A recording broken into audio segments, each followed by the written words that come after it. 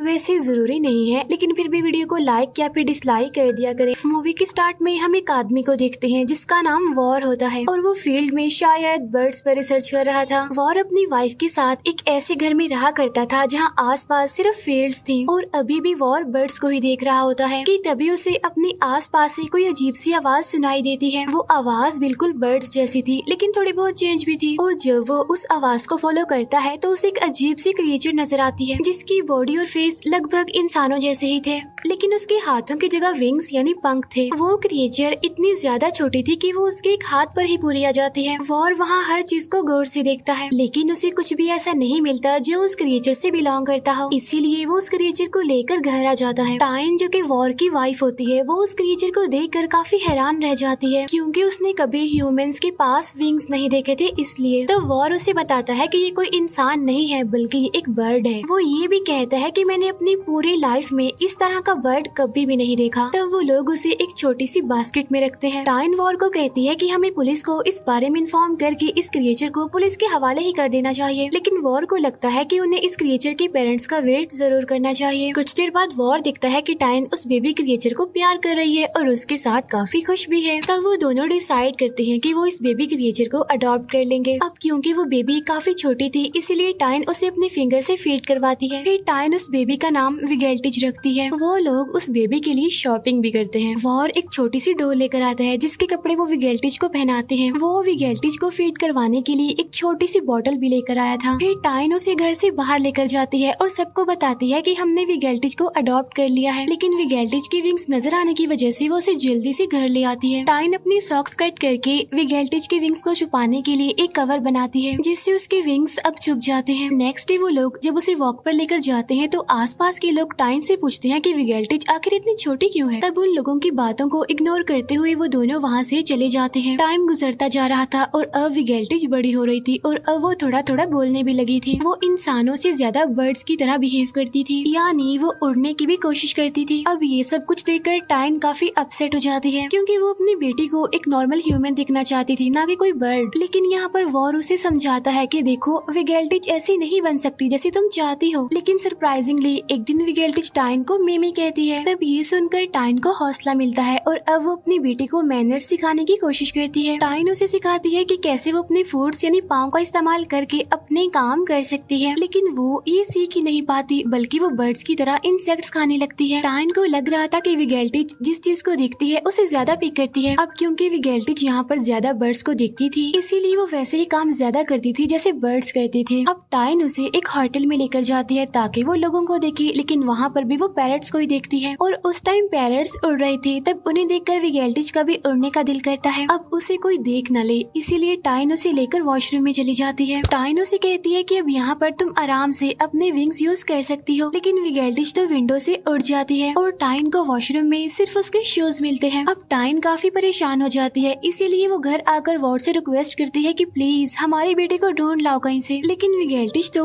वहाँ से उड़ चुकी थी। तब वो लोग सोचते हैं कि विगेल्टिज ज्यादा दूर तक नहीं गई होगी, इसीलिए हमें कहीं और जाकर उसे ढूंढना चाहिए। इसके बाद हमें विगेल्टिज दिखाई जाती है जो कि अपनी लाइफ को काफी एंजॉय कर रही थी। वो उड़ रही थी, मजे कर रही थी और उसके साथ और भी बर्ड्स थे। वो बाकी बर्ड्स के साथ आसमान में उड़कर काफी अच्छा फील कर रही थी, लेकिन उड़ते हुए एक जगह पर विगेल्टिज का बैलेंस खराब हो जाता है जिसकी वजह से वो एक छोटी लड़की के रूम की विंडो के पास गिर जाती है। वो छोटी लड़की विगेल्टिज की विंग्स देखकर काफी हैरान होती है और कुछ देर के बाद उस लड़की और विगेल्टिज की फ्रेंडशिप हो जाती है। दूसरी तरफ हम टाइन और वॉर को देखते हैं जो एयर पुलिस से अपनी बेटी के बारे में पूछ रहे थे, लेकिन वो उन्हें अभी तक नहीं मिल रही थी। इसके बाद वो एक होटल में जाते हैं जहाँ पर जगह ना मिलने की वजह से वो एक ट्री के नीचे रात गुजारते हैं और ये वही ट्री था जहाँ पर विगेल्टिज और वो छोटी लड़की खेलने और सोने आए थे।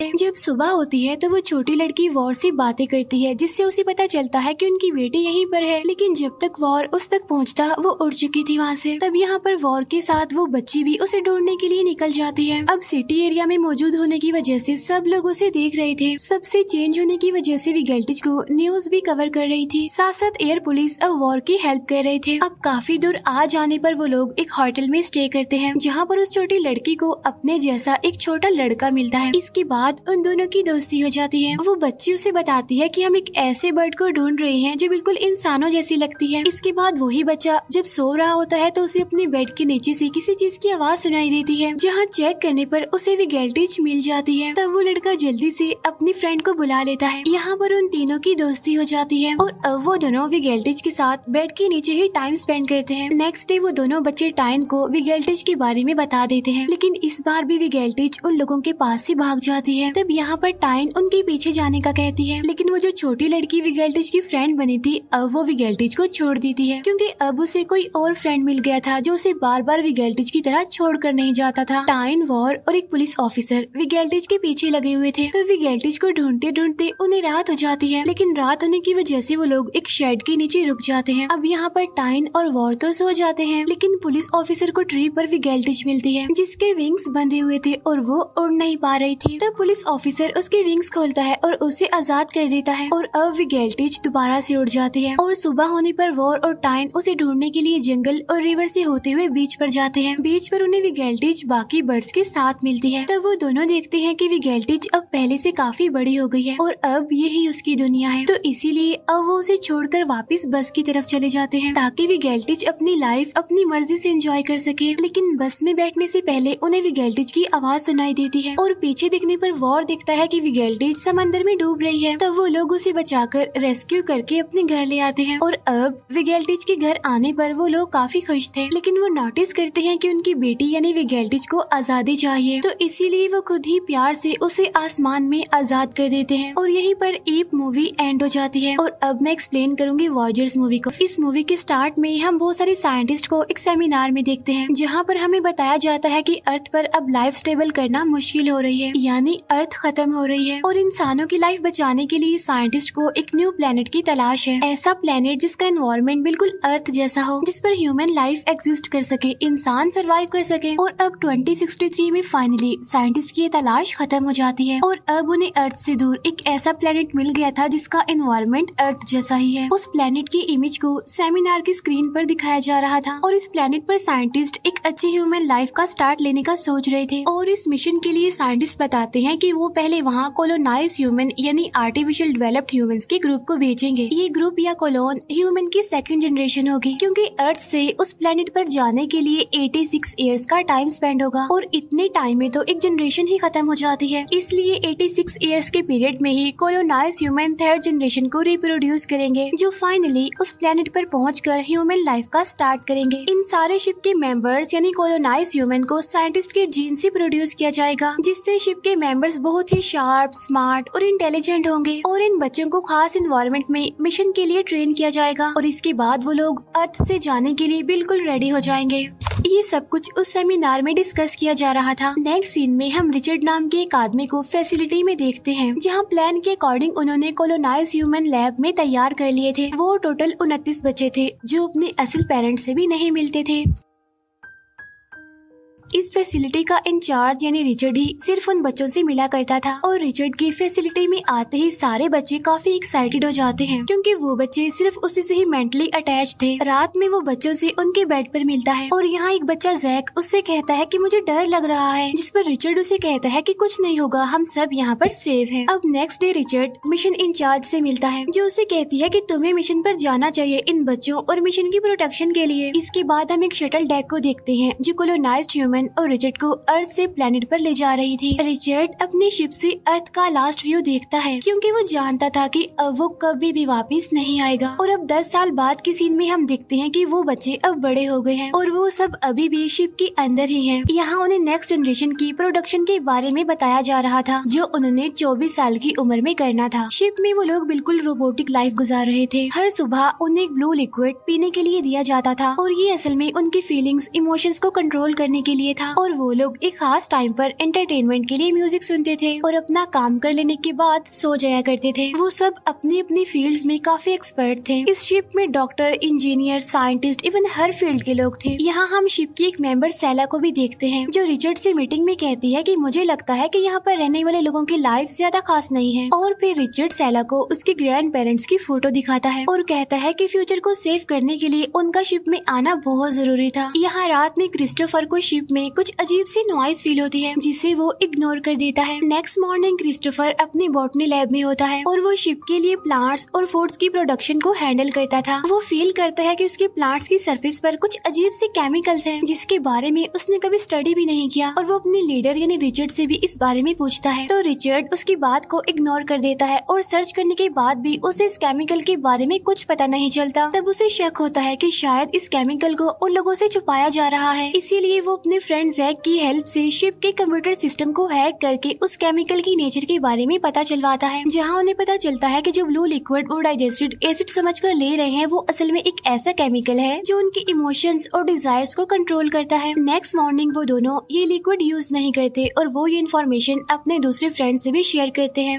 अब क्रिस्टोफर रिचर्ड से मिलता है और उससे कहता है कि आपने हमसे झूठ बोला है और वो यहाँ एक कंपार्टमेंट के बारे में भी बात करता है। तब यहाँ पर रिचर्ड उन्हें एक खास मिशन के बारे में बताता है और कहता है कि वो कंपार्टमेंट तो 3rd जनरेशन के लिए है। इसके बाद रिचर्ड अर्थ पर मैसेज भेजता है जिसमें वो अर्थ के लोगों से पूछता है कि मिशन के बारे में शिप के मेंबर्स को बता देना चाहिए क्या, ताकि उन बच्चों का बिलीव बना रहे। नेक्स्ट सीन में हम देखते हैं कि क्रिस्टोफर सेला यानी जो उनकी गर्ल मेंबर है उसमें इंटरेस्टेड है, लेकिन क्रिस्टोफर के कुछ कहने से पहले ही उसी का फ्रेंड जैक उसे अपनी फीलिंग्स बता देता है। तो वहाँ रिचर्ड आकर उसे सेला को परेशान करने से रोकता है और फिर हम जैक और क्रिस्टोफर जो कि फ्रेंड्स थे उनको जिम में लड़ता हुआ देखते हैं और ये सब वो लिक्विड ना लेने के साइड इफेक्ट्स थे। और अब वो दोनों एक ऑब्जर्वेशन रूम में जाते हैं जहाँ पर और भी मेंबर्स थे और वो जैक और क्रिस्टोफर को बताते हैं कि वो यहाँ पर एलियन जैसी जिंदगी गुजार रहे हैं। यहाँ सेला रिचर्ड के ऑफिस जाती है और उसे अर्थ के डेड प्लांट्स दिखाती है। यहाँ जैक उन दोनों को साथ देख लेता है और वो ये भी देखता है कि रिचर्ड ने सेला के शोल्डर पर हाथ रखा हुआ है। ये देखकर जैक जेलिस फील करता है, लेकिन उसे खुद भी अपनी फीलिंग्स के बारे में नहीं पता था। अब यहाँ पर रिचर्ड को पता चलता है कि उनका कम्युनिकेशन सिस्टम यानी ट्रांसमीटर खराब हो गया है और उन्हें इस सिस्टम को ठीक करना होगा। इस काम को करने के लिए जैक उसके साथ आता है और बाकी सब लोग अपने अपने काम में बिजी हो जाते हैं। इसके बाद हम देखते हैं कि जैक अपना काम करते हुए सेला को देखता है और उसके पास जाता है। जैक उसे टच करता है लेकिन रिचर्ड उसे आकर रोकता है, इसीलिए वो वहाँ से चला जाता है। यहाँ पर रिचर्ड को पता चलता है कि क्रिस्टोफर और जैक ब्लू लिक्विड नहीं ले रहे हैं, लेकिन रिचर्ड उन्हें समझाते हुए कहता है कि तुम्हें ऐसा नहीं करना चाहिए था। वो लिक्विड उन इमोशंस को कंट्रोल करता था जो अब जैक के अंदर डेवलप हो रहे हैं।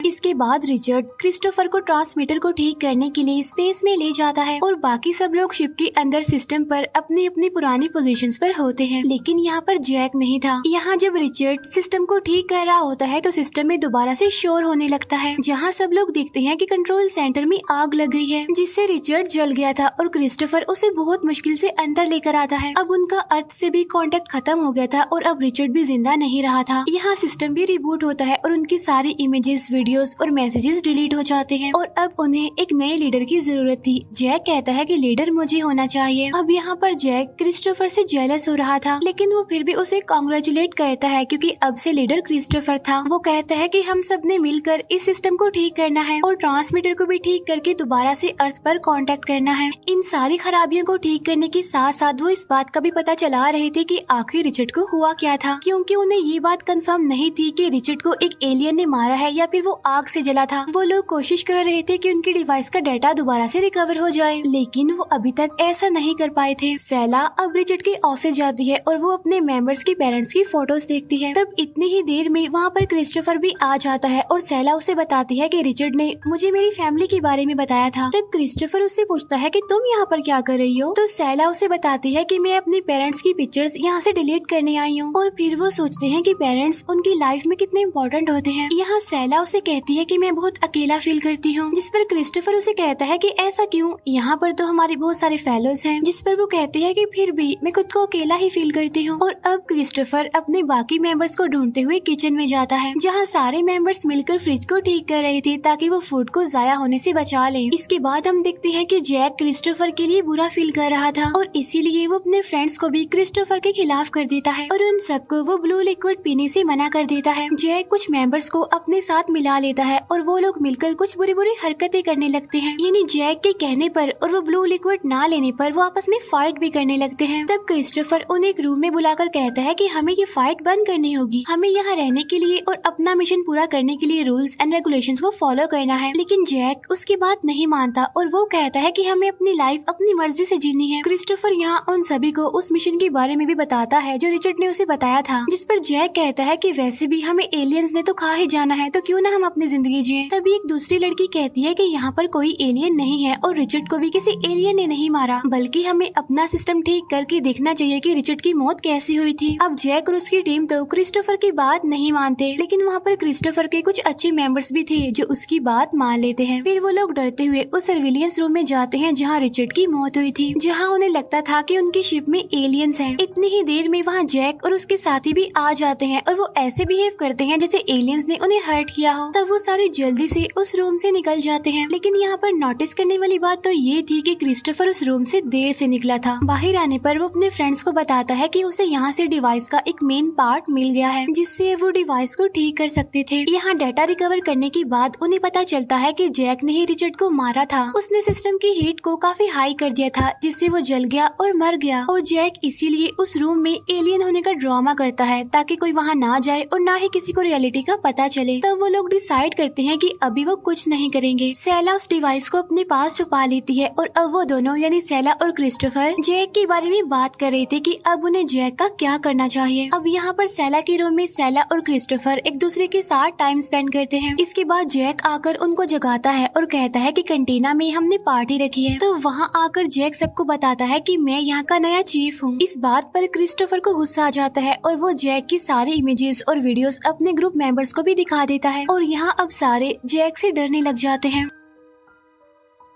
तब जैक कहता है कि हाँ मैं मानता हूँ कि उस रूम में कोई एलियन नहीं है, लेकिन मैं ये भी मानता हूँ कि रिचर्ड के अंदर एक एलियन था जो अपना एलियन अब किसी और को दे गया है। जैक उन सबको कहता है कि हमें उस एलियन को ढूंढकर मार देना चाहिए। तब यहाँ बातों बातों में वो एक आदमी को एलियन बता देता है, यानी उसके बारे में कहता है कि ये है एलियन। इसीलिए सब लोग उसे मारने के लिए उसके पीछे पड़ जाते हैं। हालांकि क्रिस्टोफर उसे बचाने के लिए जाता है, लेकिन उसके वहाँ पर पहुँचने से पहले ही सारे मेंबर्स उसे मार चुके थे। और अब हम देखते हैं कि क्रिस्टोफर और सेला मिलकर जैक को रोकने की प्लानिंग कर रहे थे, लेकिन उनकी तीसरी मेंबर कहती है कि हम उनको नहीं रोक सकते क्योंकि उनको रोकना मुश्किल है, क्योंकि उन्हें उस अपार्टमेंट का पता था जहाँ पर वेपन्स थे। तब यहाँ सेला कहती है कि शायद मैं भी जानती हूँ कि वेपन्स कहाँ हैं। वो क्रिस्टोफर को एक अपार्टमेंट के बारे में बताती है जहाँ पर क्रिस्टोफर वो ढूंढने के लिए जाता है, लेकिन क्रिस्टोफर की वहाँ पहुँचने से पहले ही जैक को वो सारे वेपन्स मिल जाते हैं। और यहाँ पर जैक के ग्रुप के सारे लोग क्रिस्टोफर और सेला को मारने के लिए वहाँ पर आ जाते हैं, लेकिन सेला बाहर निकल कर कहती है कि मुझे जैक से कोई जरूरी बात करनी है। वो कहती है कि असल में मुझे जैक के ग्रुप में शामिल होना है। इतनी ही देर में वहाँ पर क्रिस्टोफर और उसकी दूसरी फ्रेंड भी आ जाती है। जैक का एक साथी क्रिस्टोफर की दूसरी दोस्त को मार देता है और जब एक दूसरा क्रिस्टोफर को मारने वाला होता है कि वो वहाँ से भाग जाता है। वो अपनी बॉटनी लैब में जाकर एक कैबिन में छुप जाता है। जैक उस पर शूट भी करता है, लेकिन वो कोई कैबिन नहीं थी बल्कि एक टनल थी जिससे निकलकर वो एक दूसरे रूम में आ गया था। यहाँ पर उसे सेला मिलती है, लेकिन इतनी ही देर में वहाँ पर जैक के दूसरे फ्रेंड्स भी आ जाते हैं क्रिस्टोफर को मारने के लिए। तब वो लोग जल्दी से छुपते हुए अपने आप को बचाने के लिए कोई वेपन वहाँ पर ढूंढने लगते हैं। क्रिस्टोफर और सेला भागते हुए स्पेस रूम में चले जाते हैं। क्रिस्टोफर सेला से कहता है कि तुम जल्दी से एक स्पेस सूट पहन लो और वो खुद भी स्पेस सूट पहन लेता है। वो एयरलॉक की सारी विंडोज को कुछ चीजें डालकर बंद कर देता है और जैसे ही जैक वहाँ पर आता है तो वो उस डोर को शूट कर देता है। तब डोर के खुलते ही जैक अब बाहर स्पेस में गिरने वाला था, लेकिन अब क्योंकि सेला और क्रिस्टोफर ने स्पेस सूट पहना हुआ था इसीलिए वो बाहर नहीं गिर रहे थे। तब जैक जल्दी से सेला को पकड़ता है